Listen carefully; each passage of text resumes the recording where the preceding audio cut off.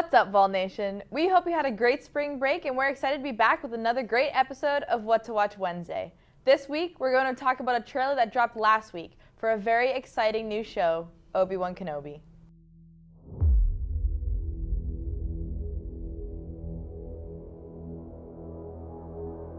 The trailer for this new series on Disney Plus was released on March 9th. It shows the aftermath of the fall of the Jedi Order that was seen in Star Wars Revenge of the Sith. We get to see a young Luke Skywalker, Uncle Owen and Aunt Beru, and Tatooine. And of course, Ewan McGregor as Obi-Wan Kenobi. Ari, what did you think of this trailer? I absolutely loved it. Star Wars has been one of my favorite things since I was a kid, so I'm very excited for this to come out. We get to see that in-between space between episode 3 and episode 4, so it fills in a lot of the blanks of like things that we don't know, obviously. This starts like after a lot of Jedi were murdered. Yeah. And we get to see like this anti-Jedi propaganda being spread, and like the Empire is just taking over, and all of a sudden they're in control of everything. So I'm really, really excited to see how all that's gonna pan out.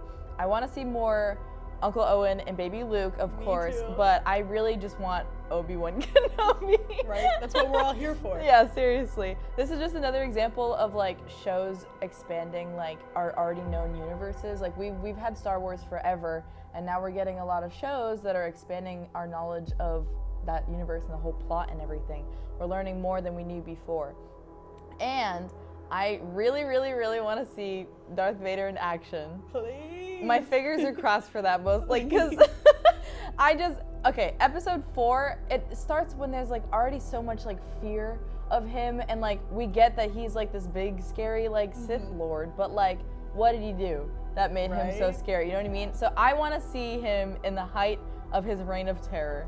I want to see why everyone is so terrified of him, and just like, I mean, I can connect the dots, but I just want to see it. Right? And with Hayden Christensen back as Darth Vader, you know it's got to be good. Oh, it's got to be. There's no way. And it works perfectly, too, because in episodes 4 through 6, Vader's like a creepy old guy.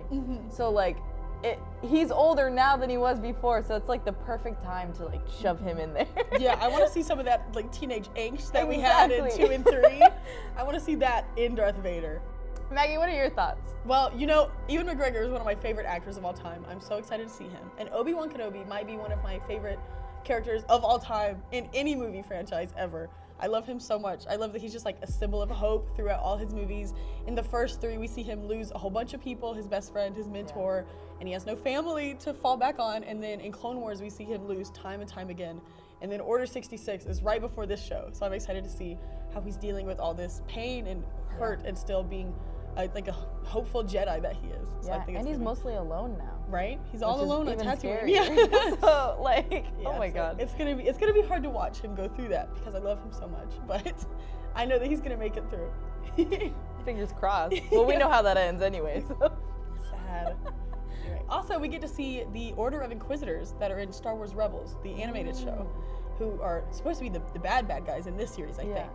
So we get to see them. They're the ones that like fly around on their lightsabers, if you've seen that. Oh. Yeah, so they had very mixed reception in the animated series because they were kind of portrayed as like cheesy. Yeah. So it's gonna be interesting to see how they're gonna transfer that into live action and hopefully make them scarier. From the trailer, it looked like they were gonna be very threatening, very scary, going around hunting all the leftover Jedi. So I think it's gonna be cool to see them trying to find Obi-Wan on Tatooine as he's hiding and protecting Luke. Oh yeah. That's gonna be really cool. Yeah, but overall, I think it's gonna be very cool. I hope it does focus on Obi-Wan and only Obi-Wan. I know, like the Boba Fett series kind of got off track because it's called Boba Fett, and then we really didn't see that much of just Boba Fett's story. So I hope it focuses just on Obi-Wan and hopefully Anakin. I want to see them go head to head, time and time again.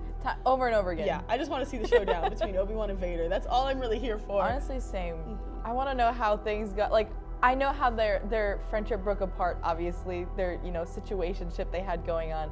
But, like, when the next time we see Obi-Wan, he just lets Vader kill him. Right? How? Why? I want to know his thought process. I want to know what was the purpose of doing that? Yeah, and maybe we'll learn more about Obi-Wan in this show. Hopefully. Like, oh my gosh. Be sure to catch Obi-Wan on Disney Plus, streaming May 25th. And that's it for this episode of What to Watch Wednesday. Tell us your favorite Star Wars character in the comments below. Mine is Obi-Wan Kenobi, and we'll see you here next week on What to Watch Wednesday.